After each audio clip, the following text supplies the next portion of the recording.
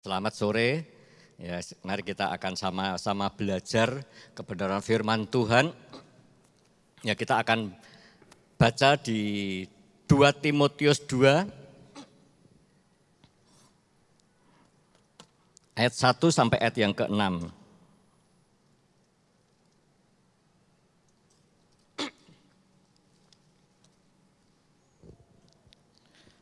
Dua Timotius 2 ayat 1 sampai ayat yang ke-6, saya akan bacakan. Sebab itu, hei anakku, jadilah kuat oleh kasih karunia di dalam Kristus Yesus. Apa yang telah engkau dengar daripadaku di depan banyak saksi, percayakanlah itu kepada orang yang dapat dipercayai, yang juga cakap mengajar orang lain. Yang ketiga, ikutlah menderita sebagai seorang prajurit yang baik dari Kristus Yesus. Seorang prajurit yang sedang berjuang tidak memusingkan dirinya dengan soal-soal penghidupannya, supaya dengan demikian ia berkenan kepada komandannya. Seorang olahragawan hanya dapat memperoleh mahkota sebagai juara apabila ia bertanding menurut peraturan-peraturan olahraga. Seorang petani yang bekerja keras haruslah yang pertama kali menikmati hasil usahanya. Ya, kita mau belajar kebenaran firman Tuhan di 2 Timotius 2 ayat 1 sampai ayat 6. Latar belakang dari ayat ini, ya, pada waktu Paulus menulis surat ke Timotius ini, ya, Paulus hidup di dalam penjara, dalam keadaan berada di penjara, di bawah pemerintahan Kaisar Nero. Kalau saudara lihat namanya Kaisar Nero itu orang yang paling kejam, kaisar terkejam. Ya, di mana waktu Kaisar Nero memerintah di Roma, kekristenan itu ditekan, dihambat supaya Kristenan ini tidak berkembang. Ya, banyak ya orang-orang Kristen ditangkap, saudara. Ditangkap, dimasukkan di dalam penjara. Setelah di dalam penjara dilepaskan, dimasukkan di dalam arena, saudara. Setelah masuk di dalam arena, dia diperhadapkan dengan harimau yang lapar. Akhirnya apa? Harimau ini menerkam ya orang-orang yang percaya. Ya, bahkan anak-anak pun ada yang diterkam. Ya, karena harimau ini kenyang, ada yang kenyang karena makan manusia, karena makan anak-anak Tuhan. Akhirnya yang selamat dari terkaman harimau ini dia dibawa, saudara. Orang yang selamat dari terkaman harimau ini dibawa di padang jerami, tumpuan jerami yang kering. Ya, waktu ada di tumpuan jerami yang kering itu dia diikat dekat jerami itu, dibakar hidup-hidup. Ada yang disalibkan. Inilah kekejaman Kaisar Nero. Kalau saya punya anjing yang ganas seperti pitbull itu, saya kasih nama Nero, saudara. Melihat kekejamannya seperti itu.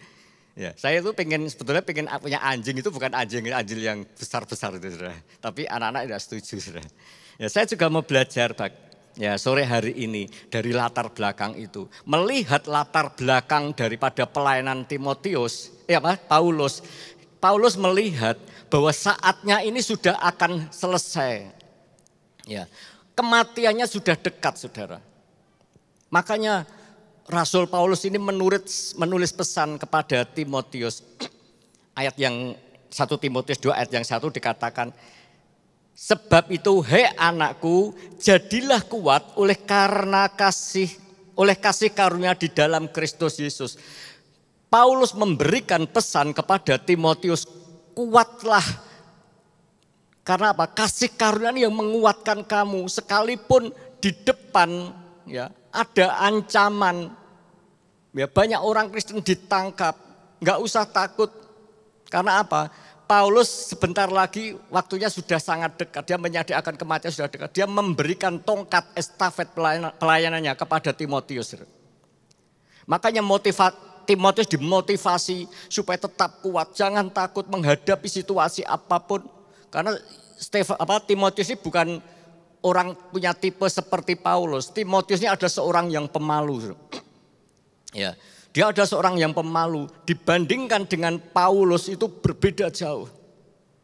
Ya, makanya Rasul teruslah ya kuat karena kasih karunia memberikan kekuatan buat kamu untuk melanjutkan pelayananku. Ya, itu pesan yang sangat penting buat Timotius. Ya, untuk supaya apa? Timotius ini kuat menghadapi kejadian yang akan datang, kejadian yang akan dilakukan ya di dalam pelayanannya. Ya, kita mau belajar daripada firman Tuhan pada sore malam hari ini. Kita melihat juga bahwa di dalam, kita akan baca di Matius 5 ayat 41. Ya. Dikatakan, dan siapapun yang memaksa engkau berjalan sejauh 1 mil, berjalanlah bersama dia sejauh 2 mil. Tuhan Yesus mengasih perumpamaan ini, dia melihat kejadian bahwa waktu bangsa Israel dijajah oleh bangsa Roma, prajurit-prajurit yang mendapati ketemu dengan orang Israel disuruh membawa beban ke suatu tempat dengan jarak sekitar 1 mil. Makanya Tuhan ngomong, kalau kamu disuruh prajurit untuk membawa 1 mil, berjalanlah 2 mil. Artinya apa? Tuhan ini yang memampukan, memberikan kekuatan. Tuhan yang berjalan di belakangmu, Tuhan yang berjalan bersamamu. Tuhan ini yang memberi kamu kemampuan untuk terus berjalan. Ya, ini kita melihat bagaimana kasih karunia ini membuat Timotius ini memberikan dimotivasi supaya tetap bangkit, tetap kuat. Ya, kita mau belajar bagaimana kasih karunia ini diberikan kekuatan bagi anak-anak Tuhan. Ya, kita melihat contoh Petrus. Petrus ini waktu bersama Tuhan pernah menyangkal 3 kali. Pernah menyangkal 3 kali. Ya, tapi waktu akhir hidupnya dia begitu tegar dan kuat. Diberikan kasih karunia Tuhan, kemampuan untuk menghadapi hukuman mati oleh Kaisar Nero. Ya. Akhirnya apa? Dia dengan siap, dengan keberanian, dengan tegar hati, siap disalib dengan posisi terbalik. Jangan samakan aku dengan guruku, kepada Allahku. Aku akan mau disalib dengan posisi terbalik. Ya, inilah kesungguhan kasih karunia yang memampukan Petrus untuk menghadapi akhir pertandingan, akhir kehidupannya. Demikian juga Paulus tahun 60-an mati dipenggal oleh Kaisar Nero. Kita melihat begitu orang-orang yang luar biasa mati, saudara. Tapi kita melihat kejadian yang luar biasa. Bagaimana Petrus ini mengajarkan kepada Timotius, untuk kamu ini supaya kuat, kamu ini belajarlah seperti ayat dikatakan, ada 3 hal, yaitu sebagai punya karakter seperti seorang prajurit. Milikilah karakter seperti seorang prajurit. Milikilah karakter seorang olahragawan. Milikilah karakter seorang petani. Ada 3 hal yang penting, yaitu memiliki pesan, yaitu katakan untuk kita kuat harus kita memiliki karakter seorang yang prajurit. Ya, seperti kita melihat bahwa di ramalan-ramalan mengatakan bahwa tahun ini sudah akan terjadi kegelapan, resesi global. Ya, kita mau melihat bahwa di dalam keadaan situasi yang demikian kita harus kuat, saudara. Kuat apa? Seperti kita memiliki seorang prajurit. Ya, dikatakan seorang yang prajurit sedang berperang di medan peperangan harus fokus untuk menghadapi musuh. Waktu prajurit sedang berperang, saudara, dia tidak memikirkan kepentingannya diri sendiri, tapi dia fokusnya ini menghadapi musuh, dibunuh lawan atau membunuh lawan, saudara. Artinya apa? Dia fokus kepada musuh yang ada di depan. Demikian juga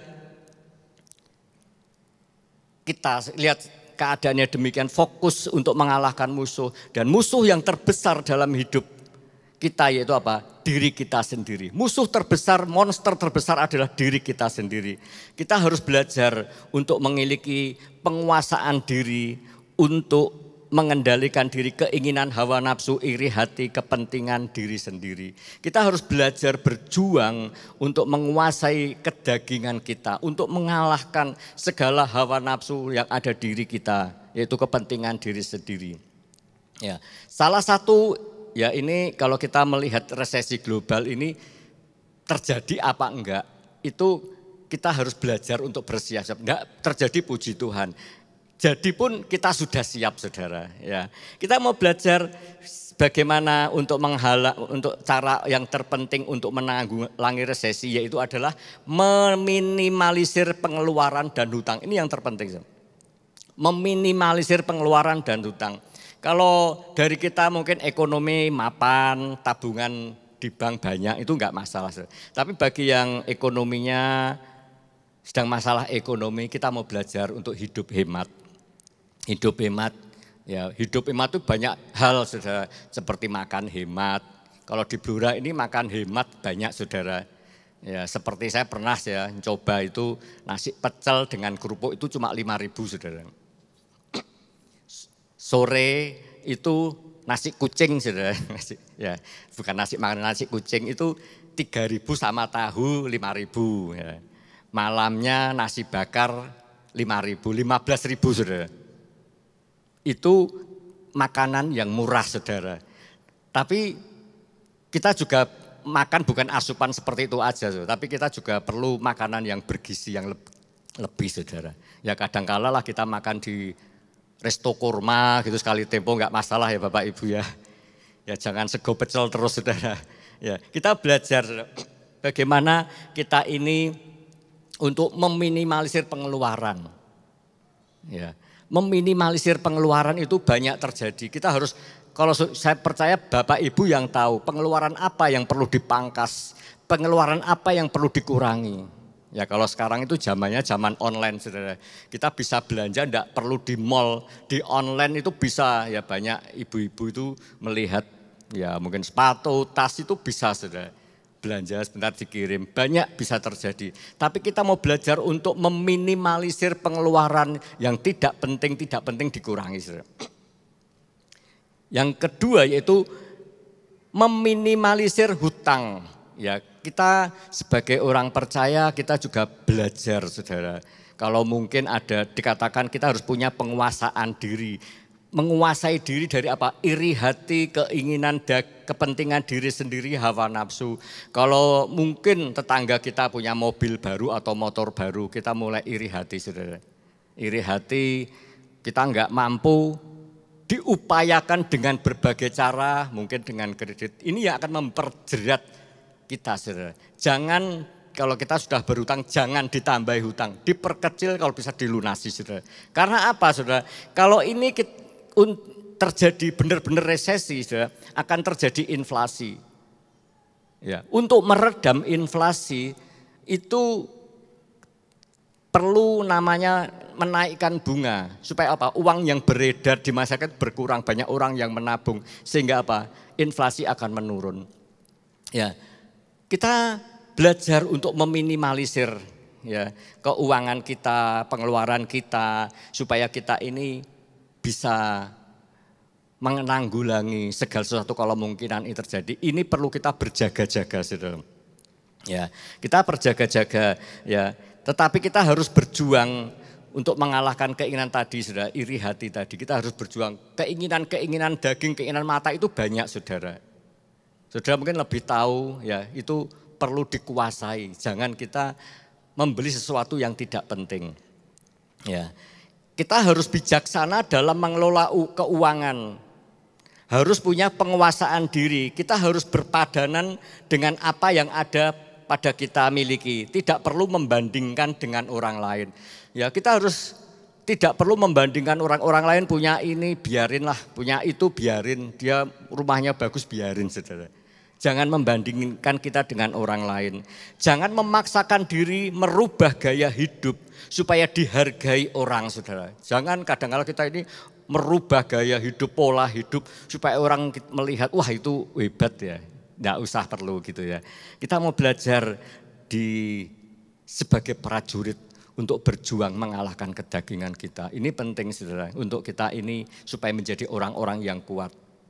Ya, kita juga melihat lagi di dalam seorang prajurit itu yang pertama mengalahkan dirinya sendiri. Yang kedua seorang prajurit itu punya semangat juang.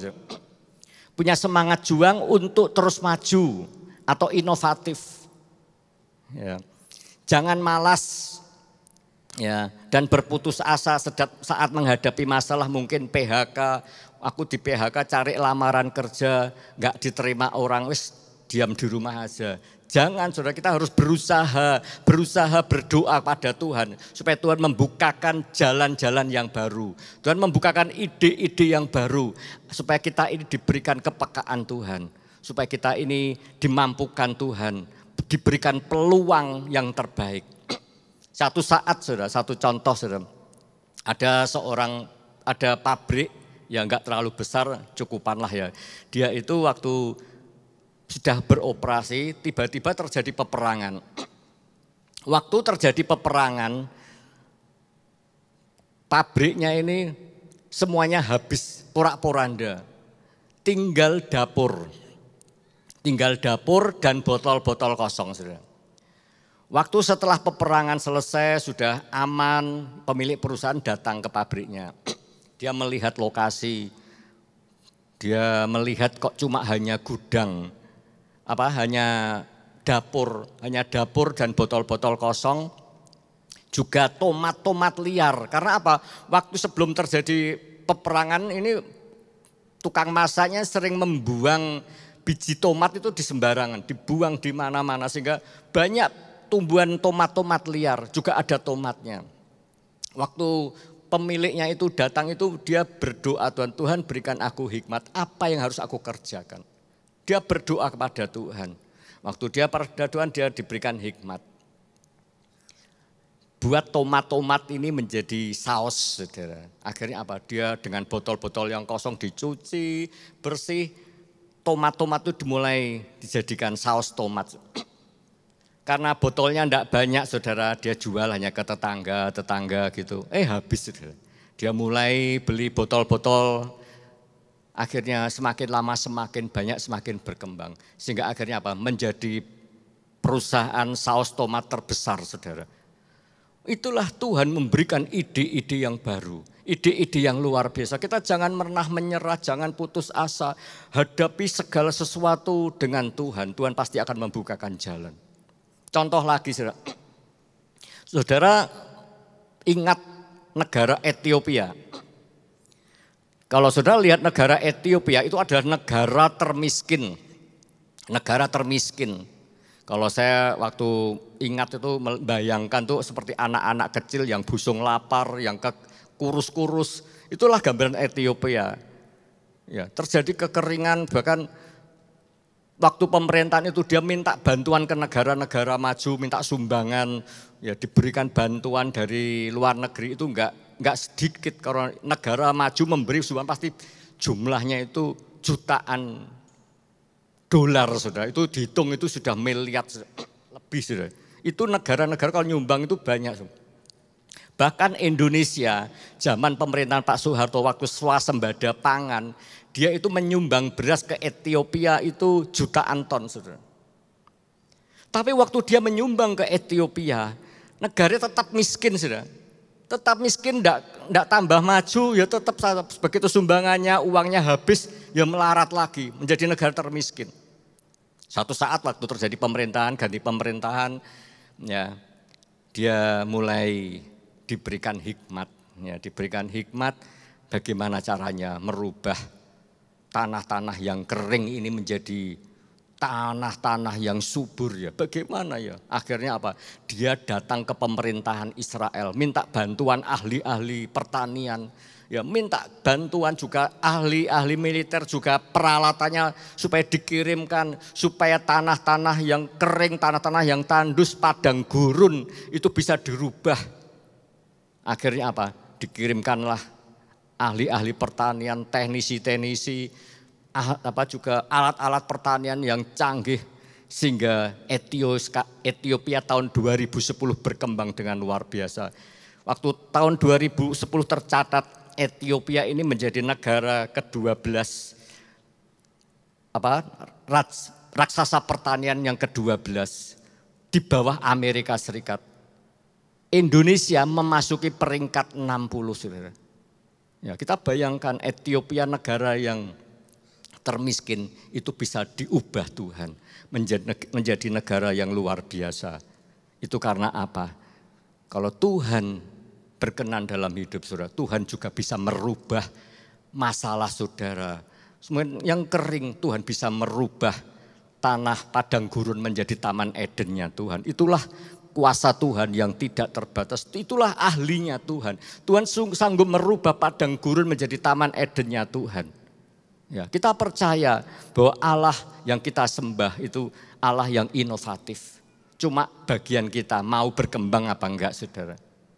Ya, ini yang kedua, yaitu karakter seorang prajurit. Yang kedua, ya, karakter seorang olahragawan.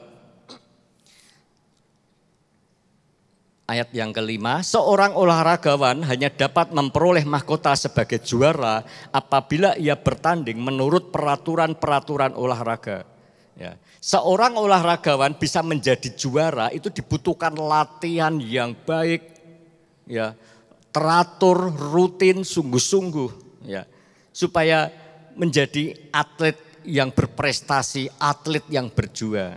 Contoh seperti gambar ya dilihat, yaitu atlet olahraga binaragawan, saudara.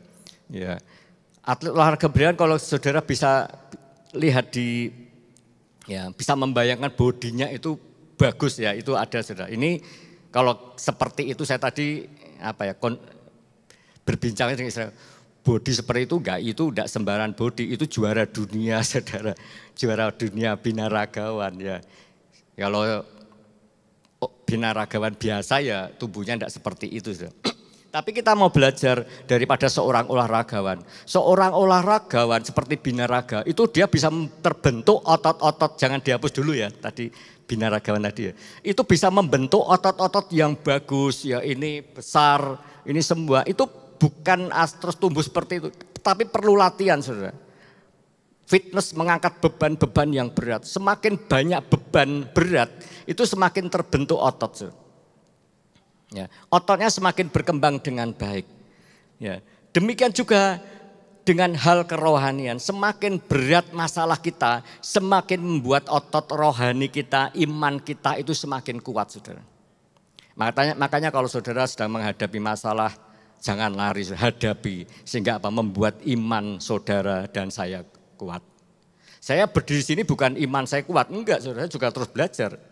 Beberapa waktu lalu, waktu hambanya Sony Salucu datang ke sini, dia mendoakan saya, dia katakan, banyak hal yang kamu pikirkan.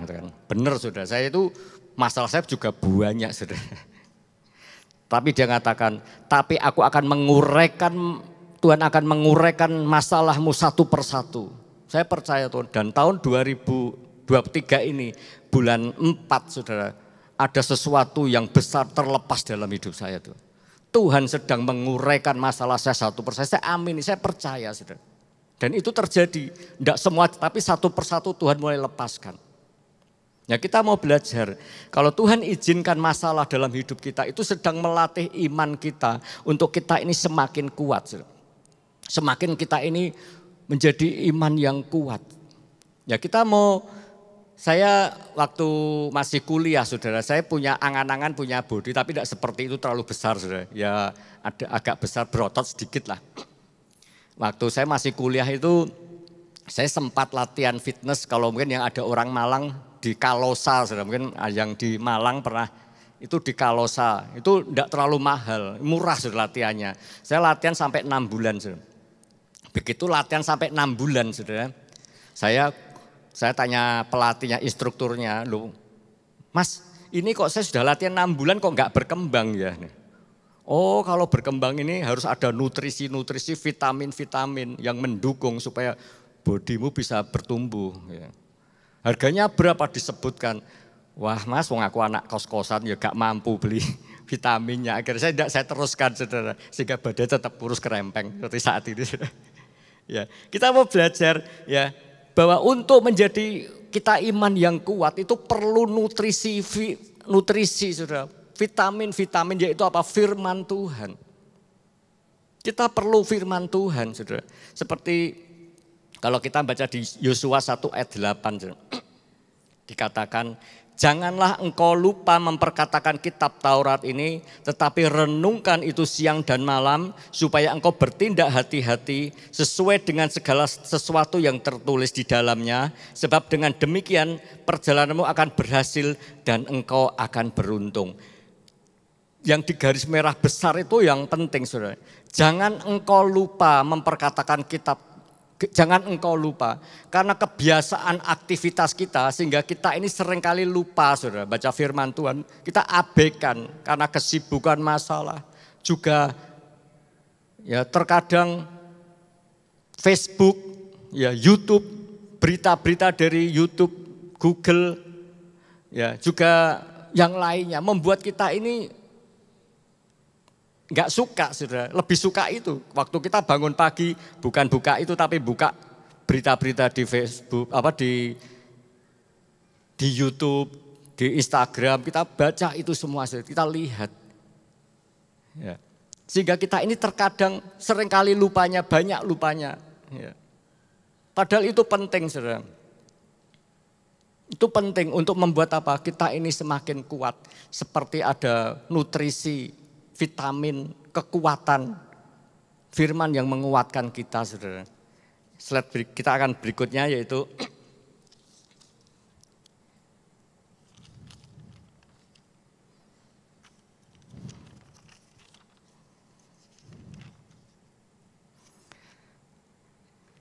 Satu Timotius 4 ayat yang ke-8.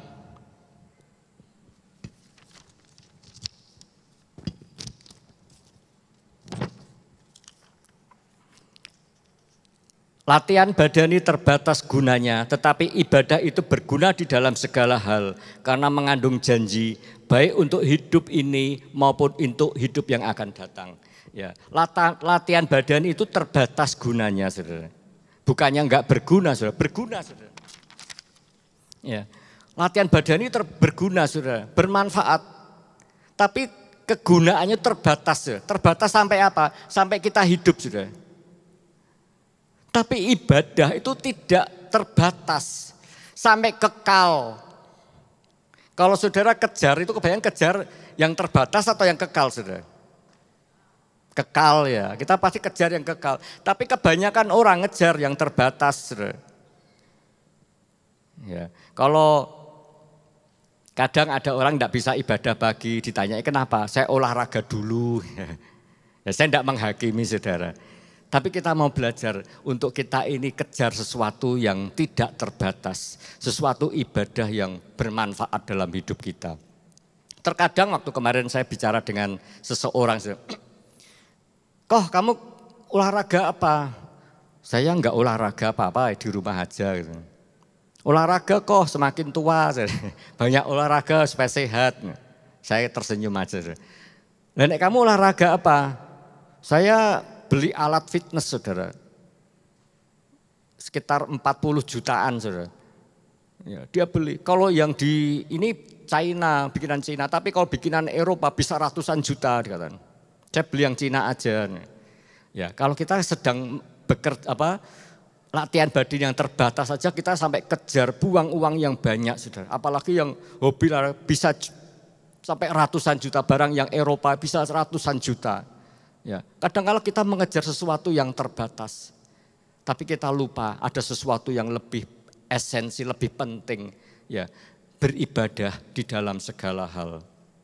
Ya, saya bukannya anti olahraga, enggak, saya senang saudara. Saya pernah jalan pagi bersama rekan-rekan kalau hari Sabtu saudara. Tapi setelah saya minta diajak lagi hari ini, hari itu, saya ngomong dengan istri saya, Nek kamu ngajak jalan terus, kapan kita doanya saudara? Ya, kapan kita pujian doa pada Tuhan? Tidak ada waktu loh aku.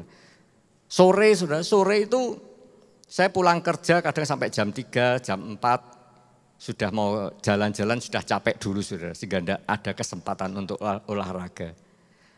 Ya, sekalipun saya juga senang, tapi saya mau belajar untuk mengejar sesuatu yang tidak terbatas. Itu yang lebih penting. Daripada saya jalan pagi bisa tiap hari tapi meninggalkan Tuhan, gak doa, gak nyembah Tuhan.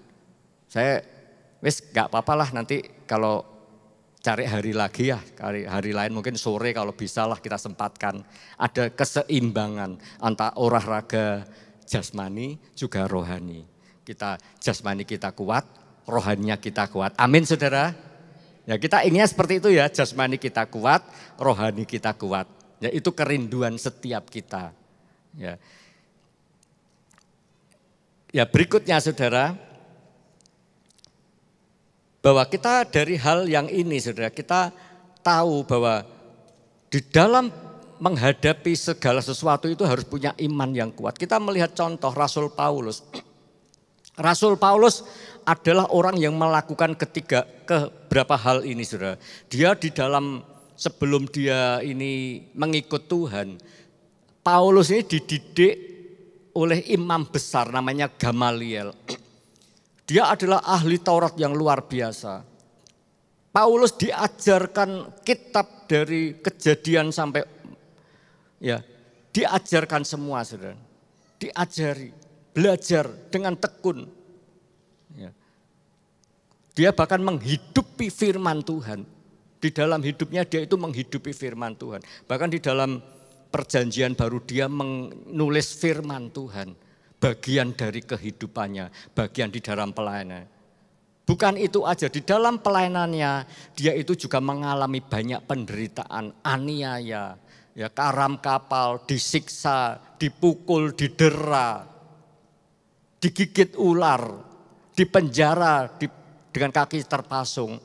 Tapi Paulus tetap menikmati pelayanan itu. Dikatakan bahwa mati bagi Kristus ada satu keuntungan. Aku tetap akan mengikut Kristus. Sekalipun penderitaan yang ku alami, aku tetap tidak akan menyangkal Tuhan. Aku tetap percaya kepada Tuhan. Mati adalah Kristus. Mati adalah keuntungan, saudara. Ya itu adalah pengakuan Kristus bagaimana dia ini punya iman yang kuat. Waktu dia sedang diperhadapkan di penjara bersama Silas, waktu dia muji menyembah Tuhan. Ya, waktu Paulus muji menyembah Tuhan di Kisah Rasul. Ya.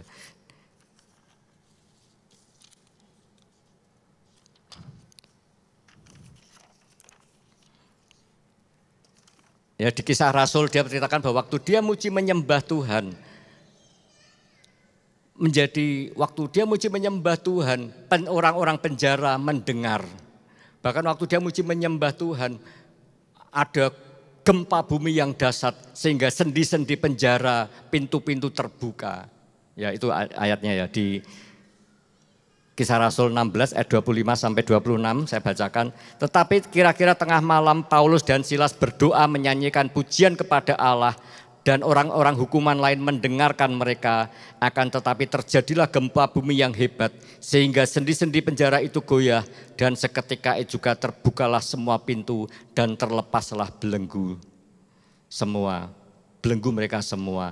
Inilah kita melihat kedahsyatan orang seperti Paulus, dia yang menghidupi firman Tuhan. Dia hidup melayani Tuhan dengan sungguh-sungguh.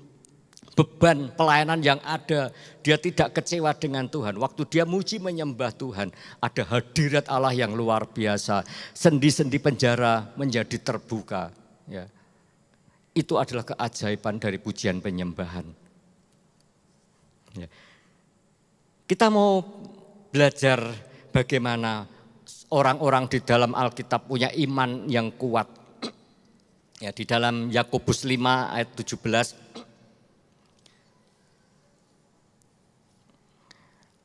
Elia adalah manusia biasa sama seperti kita dan ia telah bersungguh-sungguh berdoa supaya hujan jangan turun dan hujan pun tidak turun di bumi selama 3 tahun 6 bulan. Elisa adalah manusia biasa seperti saudara dan saya. Pernah mengalami ketakutan, kekhawatiran. Waktu air di sungai Kerit habis, dia disuruh ke janda Sarfat. Ya, Kalau ke seorang yang mungkin disuruh Tuhan ke orang yang kaya enggak, tapi disuruh janda Sarfat, seorang yang miskin. Bahkan dikatakan buli dan tepung di dalam tempayan ini hanya segenggam, setelah aku masak, aku dan anakku besok akan mati. Ya. Tapi Elisa diperhadapkan demikian, saudara. Elia katakan, buatkan aku roti bundar buatkan roti bundar, maka tempayan dan minyakmu tidak akan pernah habis sampai turun hujan. Elia manusia biasa, saudara dan saya, menghadapi masalah banyak hal, tetapi ada mujizat. Bahkan waktu dia sedang mengalahkan 450 nabi Baal, dia diancam oleh Isabel, dia baru diancam, saudara. Kalau dikejar tuh enggak takut, baru diancam Isabel, dia sudah ketakutan melarikan diri, ya. Melarikan diri. Itu gambar apa? Seperti saudara dan saya waktu kita sedang mengalami ketakutan, kita kadang-kala kalau enggak kuat melarikan diri, artinya wis melepaskan masalah, lepas dari masalah, ya. Kita mau belajar seperti Elia, manusia biasa seperti saudara, tapi dia punya iman yang kuat. Ya, dikatakan, saya punya statement yang bagus ya. Kalau iman kita ini kecil, maka kita lihat persoalan ini, segala persoalan jadi besar. Kalau iman kita besar, maka kita lihat segala persoalan jadi kecil. Kalau saudara pilih yang mana? Yang pertama, yang kedua, saudara? Atas atau bawah? Yang bawah ya. Ya, kalau kita harus yakin kalau iman kita besar, maka kita lihat segala persoalan jadi kecil. Tapi kita milih itu juga harus bayar harga, saudara. Harus bayar harga, mau sungguh-sungguh kepada Tuhan. Kita mau bayar harga untuk kita ini menjadi kuat. Itu harus apa? Mengalami banyak hal seperti yang saya katakan tadi. Saudara mau, saudara? Amin, saudara. Ya, kita melihat ya di 1 Raja-Raja 18 ayat 43 dan 44. Setelah itu ia berkata kepada bujangnya, naiklah ke atas, lihat ke arah laut. Bujangnya itu naik ke atas, ia melihat dan berkata, tidak ada apa-apa. Kata Elia, pergilah sekali lagi, demikian sampai ke-7. Ya, bujangnya disuruh Elia melihat ke awan. Ya, dilihat awan, enggak ada apa-apa. Sampai ke 2, 3, 4, 5, 6 tidak terjadi apa-apa. Akhirnya hari ke-7. Ya. Dikatakan ayat 44, pada ke-7 kalinya berkatalah bujang itu, wah, awan kecil sebesar telapak tangan timbul dari laut. Lalu kata Elia, pergilah, katakan kepada Ahab, pasang keretamu dan turunlah, jangan sampai engkau terhalang oleh hujan. Ya. Elia punya pandangan mata iman yang jauh, ya, punya pandangan iman yang luar biasa, punya iman yang terlatih.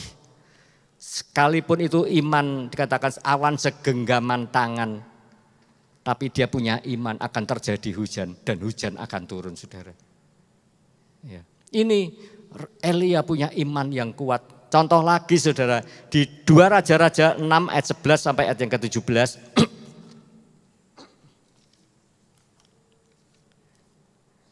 Saya akan bacakan dari ayat yang ke-15. Ya. Waktu Raja Aram sedang berperang ingin menyerang bangsa Israel, saudara. Saya ceritakan aja dulu. Waktu Raja Aram ingin menyerang bangsa Israel, setiap strategi Raja Aram itu selalu bocor, saudara. Waktu mau menyerang Israel, bocor, saudara. Sehingga akhirnya apa? Raja Aram tanya, apakah ada orang dalam ya yang membocorkan ini ya? Sehingga setiap kita mau melakukan serangan kok selalu dihadang, selalu mengalami kegagalan. Tapi ada pegawainya yang bilang, ada nabi yang namanya Elisa, itu yang mengetahui rencana Tuhan. Waktu Tuhan berbicara di dalam kamar, bayangkan saudara, berbicara dalam kamar, Elia itu tahu apa yang direncanakan Raja Aram, saudara. Tahu, saudara. Itu adalah gambaran dia itu punya iman yang kuat, saudara. Punya iman yang kuat. Akhirnya apa? Raja Aram ini marah, saudara. Marah, tangkap Elisa, tangkap. Akhirnya apa? Dia menyuruh seluruh pasukan, banyak pasukan ya dengan kereta berkuda, mengepung Dotan, ya, tempat tinggal dari Elisa dan keluarganya. Dikepung, saudara. Dikepung. Kalau yang ngepung itu orang biasa, itu yang ngepung pasukan, saudara. Bayangkan Elisa itu siapa, saudara? Tidak punya pelatihan militer, nggak bisa orang biasa, saudara. Dikepung dengan orang pasukan yang terlatih. Kalau saya melihat itu wis nggak seimbang. Tapi Elisa punya pandangan iman yang berbeda. Bujangnya juga punya pandangan iman yang berbeda. Saya bacakan ayat yang ke-15. Ketika pelayan abdi Allah bangun pagi-pagi dan pergi keluar, maka tampaklah suatu tentara dengan kuda dan kereta ada di sekeliling kota itu. Lalu berkatalah bujangnya kepadanya, celaka tuanku, apa yang kita perbuat. Waktu Elisa dikepung oleh pasukan Aram, bujangnya tahu ada pasukan yang mengelilingi, mengepung Elia. Dia takut, saudara. Dia khawatir. Dia bisa membayangkan kita ini siapa. Kita tidak bisa apa-apa, tidak punya senjata. Kita punya tangan kosong. Bagaimana menghadapi dia. Itu gambaran bujangnya, saudara. Bagaimana kita mengalahkan dia. Kita orangnya mungkin dengan karyawannya tidak sampai 100, saudara. Diperhadapkan dengan dikelilingi oleh pasukan yang begitu besar, yang terlatih dengan kereta berkuda, dengan peralatan yang luar biasa. Bujangnya takut, khawatir. Tapi Elisa jawabnya jangan takut, sebab lebih banyak yang menyertai kita daripada yang menyertai mereka.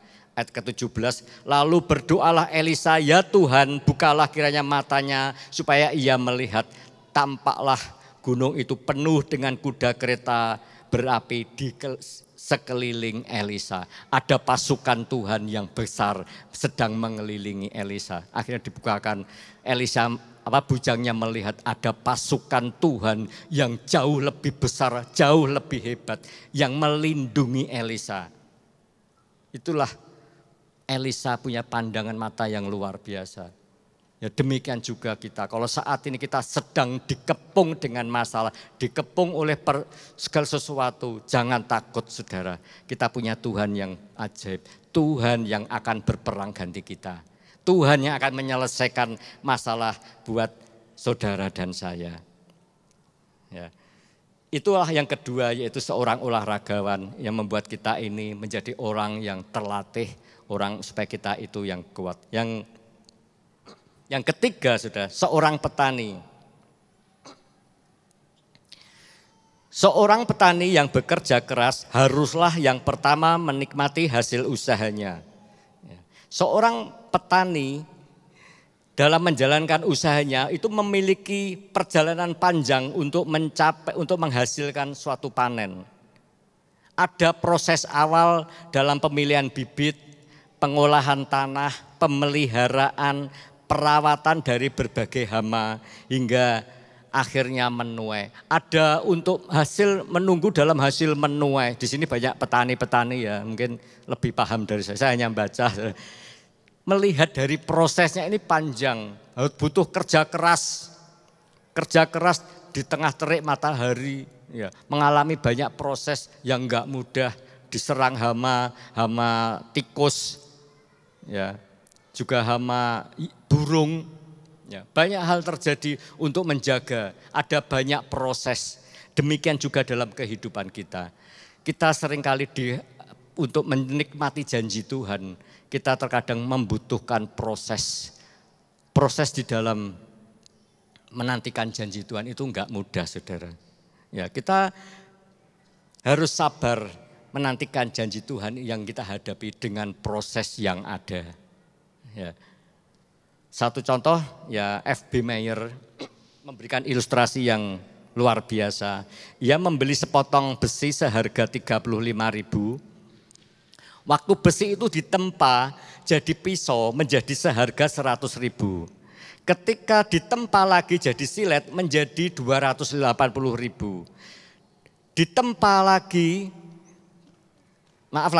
jadi pisau menjadi 100.000, ditempa jadi silet menjadi 280.000, ditempa lagi menjadi jarum penunjuk jam tangan menjadi 2.500.000.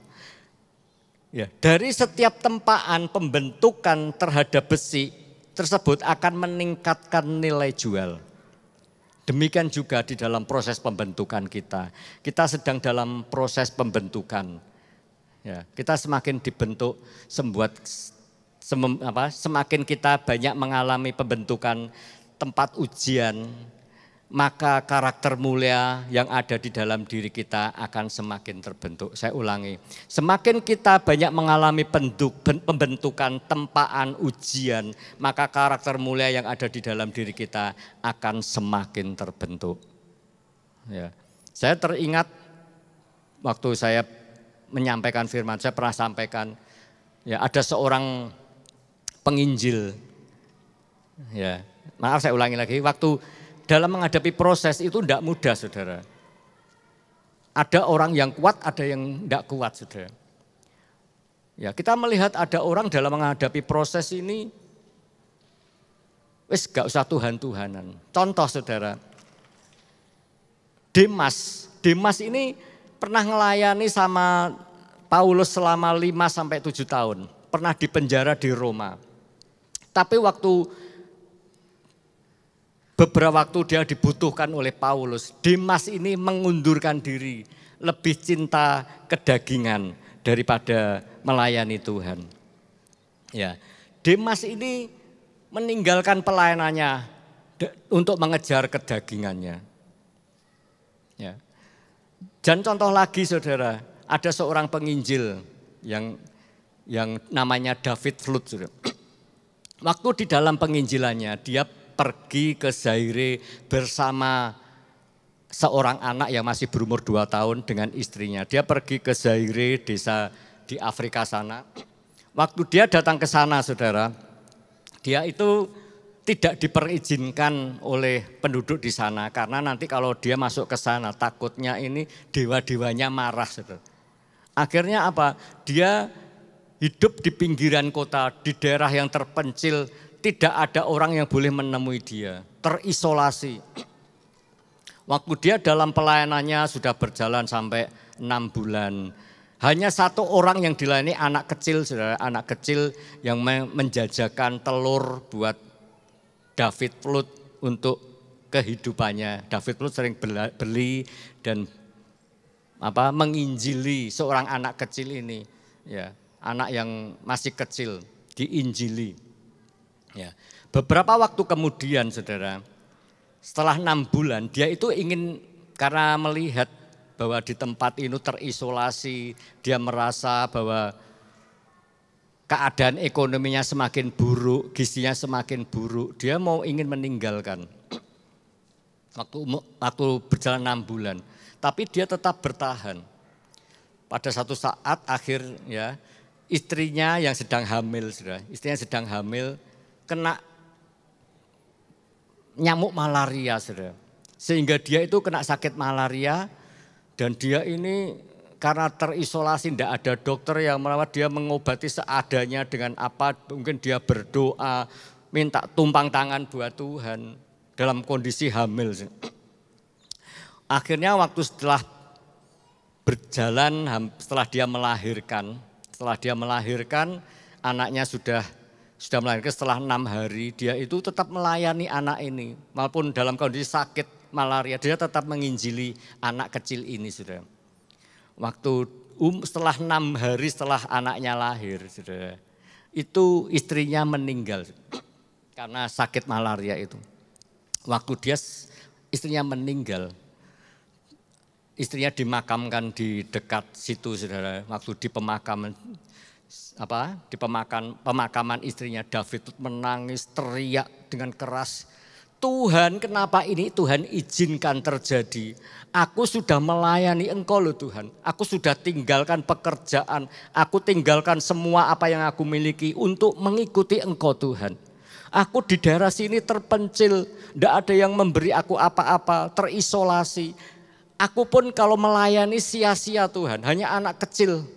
Kalau saya injili mungkin nggak ngerti, dia kecewa dengan Tuhan. Kenapa Tuhan tidak sembuhkan istri saya? Kenapa Tuhan izinkan mati? Sambil teriak-teriak, dia kecewa dengan Tuhan. Akhirnya apa? Dia pulang, saudara. Dia pulang dan anaknya yang masih umur kecil itu dititipkan oleh teman sepelayanannya yang pergi ke Zaire. Ditinggalkan, namanya Erikson, ditinggal. Waktu dia ditinggal, dia pulang ke Swedia, dia mengalami kekecewaan. Dia kerja di bagian importir. Dia kerja, waktu dia kerja, setiap orang yang ketemui dia menceritakan masalahnya. Dia menceritakan, kalau ada orang yang dikatakan diinjili, dibesuki, gak Tuhan-Tuhanan, dia kecewa, marah sama Tuhan. Marah dengan Tuhan. Aku sudah melayani, kurang apa ya? Kenapa Tuhan ambil anakku? Ya. Dia dalam beberapa tahun dilanda kekecewaan yang sampai umur tua, saudara. Dia kecewa dengan Tuhan. Satu saat anak yang ditinggal namanya Aina itu kan ya sudah tumbuh besar. Dan dia diambil anak karena Eriksnya ini meninggal karena diracun oleh orang di sana. Akhirnya dititipkan orang dan dia pergi ke Amerika. Waktu dia di Amerika, dia sudah agak besar, dibawa ke Amerika. Dia membaca selebaran Kristen, dia melihat ada seorang, waktu dia melihat brosur ada nama David Flood dan istrinya, dia pengen ke sana, saudara. Dia pengen ke sana. Satu saat waktu dia pengen dapat beasiswa, dia ingin pergi ke Swedia. Waktu dalam perjalanan ke Swedia di London, waktu dia sedang di London, dia ada KKR tanpa sengaja, saudara. Tapi itu memang rencana Tuhan. Tanpa sengaja dia dipertemukan pembicara dari Afrika. Ya, dipertemukan dengan pembicara seorang Afrika yang namanya Ruhigita Ndagora. Ya, Ruhigita Ndagora bertemu dengan pembicara itu. Dia berkhotbah dengan luar biasa, dengan berapi-api. Ya. Waktu dia tanya, kamu dari mana? Dari Zaire. Kamu kan, waktu dia berbincang-bincang dengan pembicara ini, kamu dari Zaire. Kamu kenal enggak namanya David Flood? Loh, itu dulu yang waktu aku masih kecil, dia itu yang membimbing aku sampai bisa begini, itu ya David Flood. Aku bisa berkhotbah dengan luar biasa, bahkan jemaatku itu 110.000. Aku punya rumah sakit, aku punya pos penginjilan, aku punya sekolah Alkitab. Aku memimpin pendeta-pendeta di Kongo, itu aku yang memimpin. Itu bukan karena aku, itu karena jasa David Flood dan istrinya. Berbincang, dia berapi-api. Akhirnya, kamu ingat, lah kamu siapa? Kamu ingat enggak anak David Flood yang namanya Aina? Itu aku, kata. Wah, akhirnya apa? Dia memeluk anak itu. Dia memeluk dengan terharu, menangis, saudara. Menangis. Aku bisa begini karena David Flood. Dia menangis, menyampaikan isi hatinya. Dari pertemuan itu dia ketemu dengan ayahnya. Dia menceritakan. Waktu ketemu dengan ayahnya, dia cerita, waktu aku tinggalkan kamu, aku bukan karena aku tidak sayang kamu. Karena aku tinggalkan kamu, aku enggak punya dana. Aku itu waktu di Zaire itu dalam hidup kemiskinan, kurang gizi. Tidak bisa membawa kamu pulang, enggak ada dana, tak titipkan temanku. Aku tidak bisa merawat kamu, makanya aku tinggalkan. Tapi anaknya yang namanya Agita itu bercerita bahwa dia kalau karena anaknya ini juga dapat suami seorang tokoh pergerak orang Kristen, ya, seorang Kristen. Dia diinjili, dia marah sudah. Waktu diinjili nama Tuhan itu marah sudah. Akhirnya dia bercerita, ngomong-ngomong dengan ayahnya, "Pah, kamu ngerti enggak yang namanya Ruhigita Ndagora? Aku tadi ketemu di London. Dia menginjili, dia ber-KKR di sana. Itu yang dilayani papa waktu kecil. Dia sekarang punya rumah sakit, dia punya 2 pos PI, dia punya sekolah Alkitab, dia membawai banyak pendeta, dia punya 110 jemaat. Ayahnya yang kalau dengar Tuhan menjadi marah, dia mulai menangis. David Lut menangis. Waktu David Lut menangis, ada Roh Kudus yang turun. Ada Roh Kudus yang turun sehingga melawat David Lut. Ya, David Lut menangis dengan luar biasa. Roh Kudus yang menjamah David Lut. Sehingga David Lut ini mengalami pertobatan yang luar biasa. Dia bertobat, menyesal. Dia katakan, aku merasa bahwa Allah yang aku sembah itu Allah yang dahsyat. Sekalipun pekerjaannya itu kecil, hanya seorang anak kecil, tapi Tuhan tetap setia. Aku terkadang enggak setia. Dia menangis, aku terkadang enggak setia. Aku meninggalkan Tuhan. Aku maki-maki Tuhan. Sekalipun aku dalam kondisi mabuk, dalam kondisi apapun, dia katakan, Tuhan tetap setia akan janjinya. Ya, apa yang aku tabur itu tidak akan sia-sia. Kita melihat pengorbanan, akhirnya David bertobat, melepaskan, dia ampun, dan akhirnya dia berapa tahun kemudian meninggal. Banyak penginjil-penginjil yang datang karena satu istrinya yang meninggal.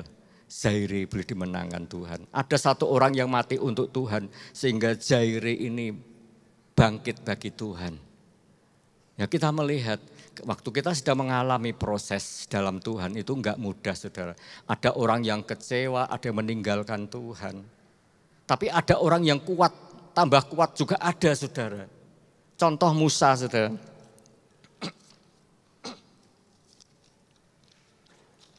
Ya. Musa itu adalah orang yang kuat, saudara. Ya.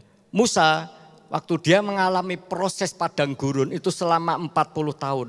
Dia mengalami proses dengan sungguh-sungguh kepada Tuhan.